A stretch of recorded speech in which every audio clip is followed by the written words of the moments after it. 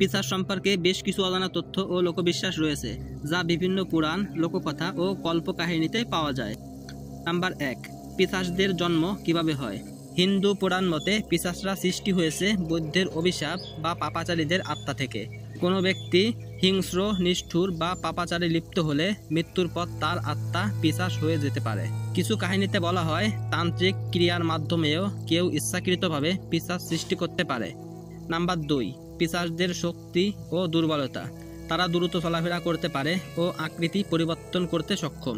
পিশাচরা মানুষের মন ও শরীর নিয়ন্ত্রণ করতে পারে, বিশেষ করে রাতে। তবে তারা সূর্যের আলো এড়িয়ে চলে এবং ধর্মীয় মন্ত্র বা তান্ত্রিক শক্তির সামনে দুর্বল হয়ে পড়ে। তুলসী পাতা, গঙ্গা জল ও মহামৃত্যুঞ্জয় মন্ত্র পিশাচদের দূরে রাখতে সাহায্য করে বলে বিশ্বাস করা হয়। নাম্বার 3, পিশাচদের ভাষা ও আচরণ। বলা হয় পিশাচদের নিজস্ব ভাষা আছে, যাকে পিশাচ ভাষা বলা হয়, যা সাধারণ মানুষ বোঝে না। তারা মানুষের মনের ইচ্ছা পূরণ করতে পারে এবং ভয় বা লোভ সৃষ্টি করে শিকারকে প্রভাবিত করে।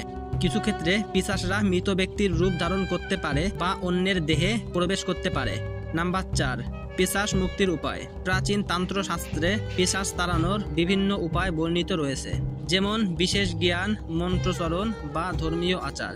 কিছু কাহিনীতে বলা হয় পিশাচরা যদি আত্মাশুদ্ধি করতে পারে বা কোনো মহাপুরুষদের আশীর্বাদ পায় তবে তারা মুক্তি পেতে পারে।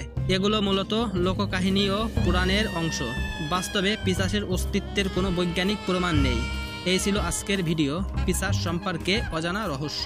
ভিডিওটি ভালো লাগলে লাইক করো, চ্যানেলে নতুন হয়ে থাকলে সাবস্ক্রাইব করো। আজকের মতো এই পর্যন্তই।